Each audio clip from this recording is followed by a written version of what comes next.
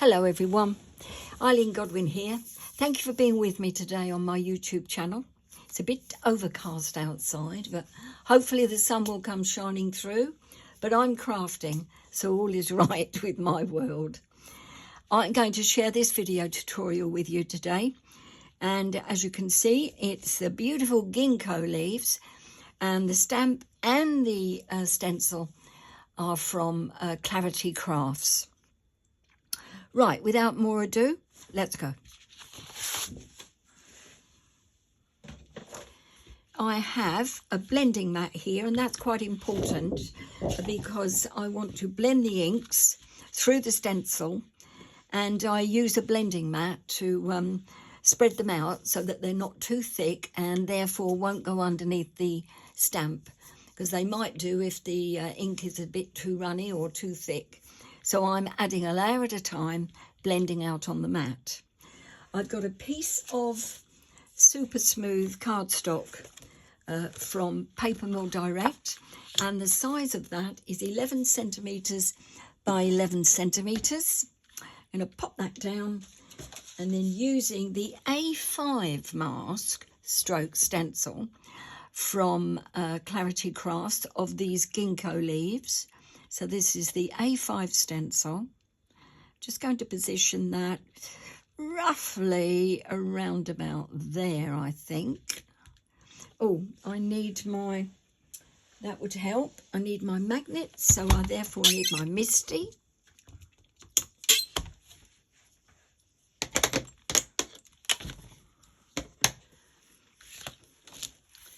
So pop that down. Cardstock, let me just check that I'm in shot for you. Okay, that's good. Yep. Got the stencil back on.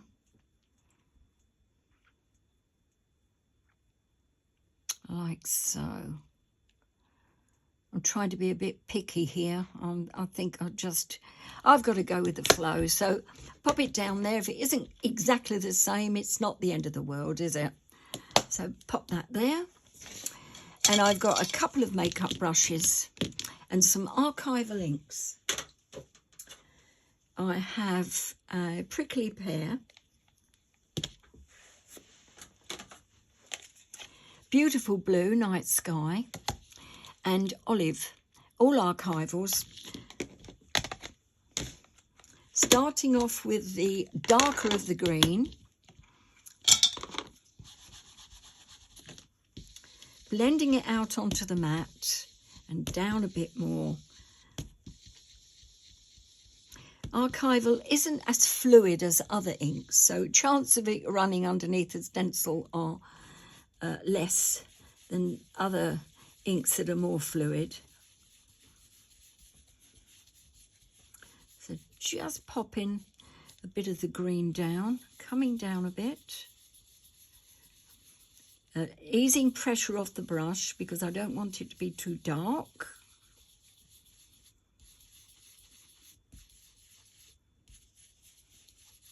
And then switching from the darker green to the paler or even more vivid green, which is prickly pear.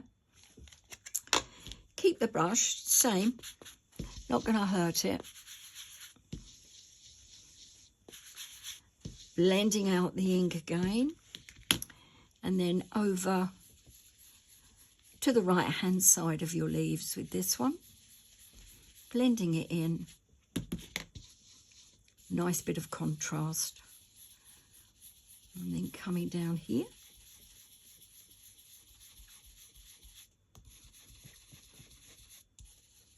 Like so. As the ink soaks into the card, it's going to get more vivid, so don't overdo how much ink you put on. And now, just going to give a quick wipe to this. Isopropyl will totally remove it, but I've got rid of the surplus ink so it won't smear. And this is now the blue, and this is called Night Sky. So I'm going to pop a little bit on that corner there, very gently, loose wrist action, a bit more down here, coming along, and then finally just the tip of that bottom part of the stencil fading out, and then back up onto the leaf here. A bit more blue here, needs its own identity, so we'll give it a bit more blue there.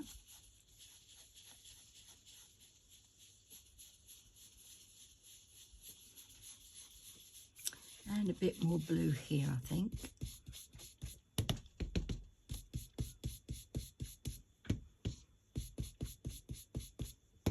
Don't want it to be too dark though. I'm quite pleased with that.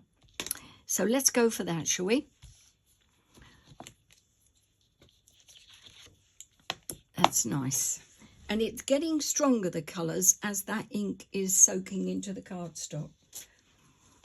So pop these inks out of the way.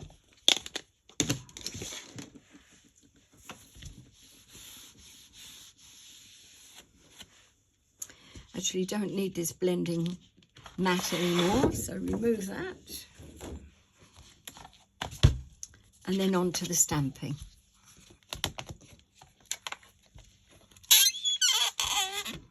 I'm using my Misty. It's the squeaky Misty, as you've gathered. And pop that up. I'm going to pop that into the corner upside down. And swing the Misty round. So I do like the cardstock to go into the corners firmly, but I want to come down this way. So, stamping beautiful ginkgo leaves.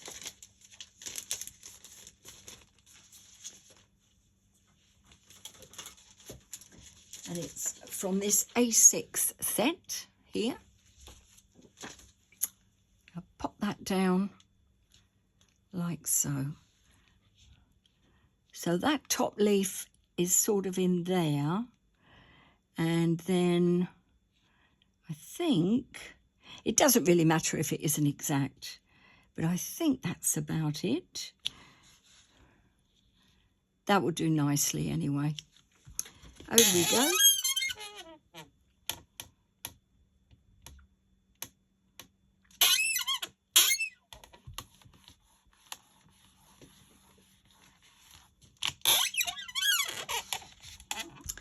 And I'm using Versafine Clair Nocturne.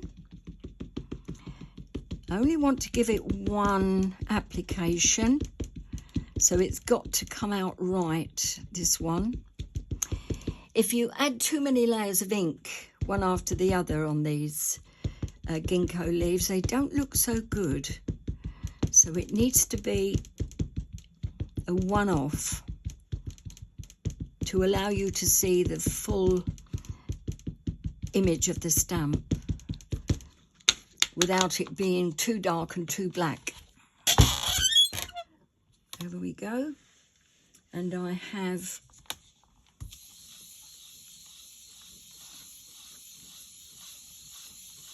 this is a Speedball Baron, and this will apply the pressure that I need. And then let's have a look. Ah, that will do me. Perfect. Yes. A little bit there maybe could be a little bit darker, but I don't want to wreck the look of that image by making it too black. I want to see all those lovely lines of those leaves.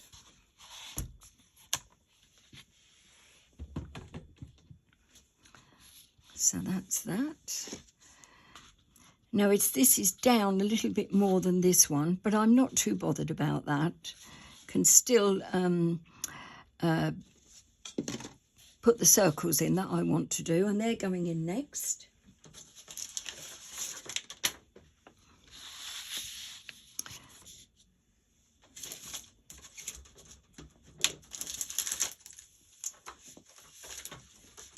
Circles hiding from me. Where are you?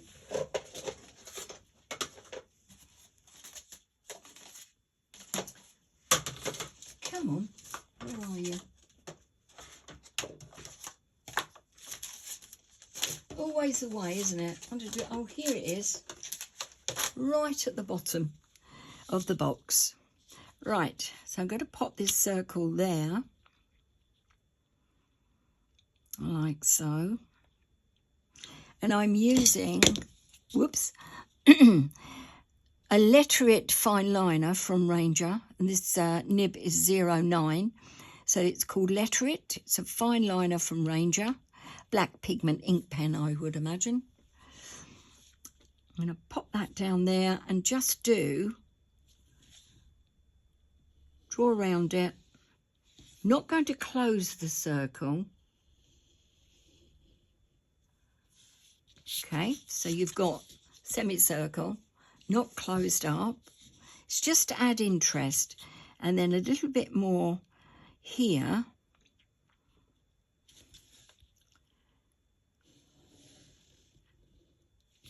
Like so. So it's just to add a touch without using another stamp or another stencil, and something to your own design. A few touches of gold paint. This is really lots of mica in this, iridescent paint. This is called Dragon's Eye, and it's from Finnabar.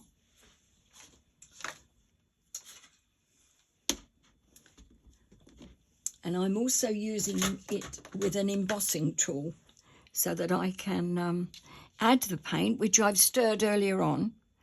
So taking the paint out, or some of it,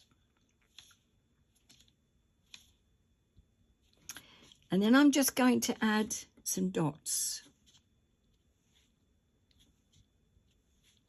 3 there.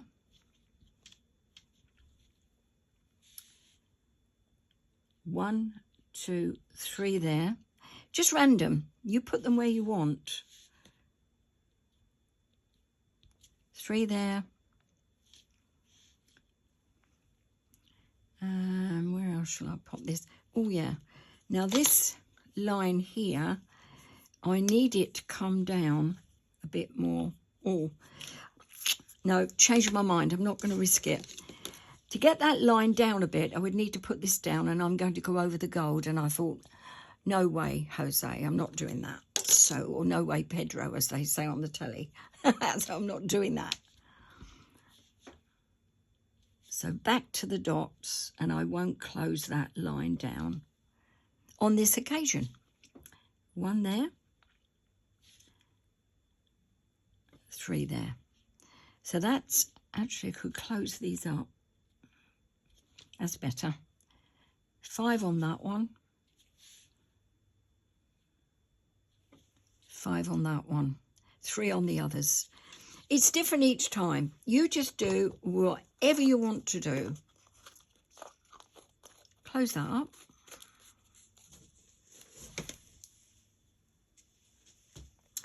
And then finally, the last stamp that I'm using is the tiny little Ginkgo word and an image that's on the stamp set itself.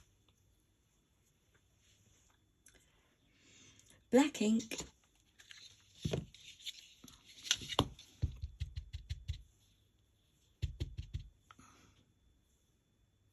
Make sure it's up the right way. The word Ginkgo is at the top. Down, press up. That's nice. And I'm just going to, with a black crayon, polychromos crayon. This is black, that's dark indigo, that's black.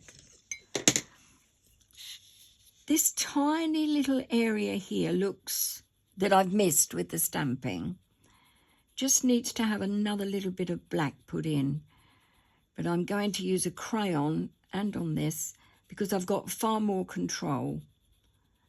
And that doesn't, it was catching my eye and it was saying to me, yeah, you miss me when you stamped that. Huh. Got you now though. That's better. It's made the whole thing look much better. Right.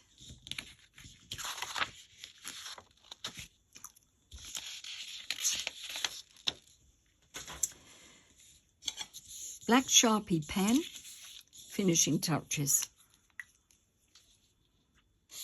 1, 2, 3, 4,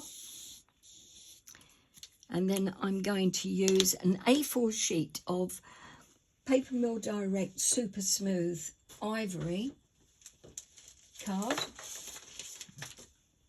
for my base, and edge that in black Sharpie as well. But for this instance, I'm just going to show you what it looks like when it's on there, and you just pop that on and that will finish it off. Okay. So there's the one that I did earlier that I've actually got the Sharpie around the edges, okay, of the base card. But I'll let you do that on this one. And there is my finished topper on the other base. Okay. Any questions? Just write a comment in the bottom of this video recording in the comment section. I look forward to seeing you. If you like to post any more of these on Facebook, if you do any, I would love to see them. And thank you very much for watching. See you again soon. Have a nice day. Bye for now.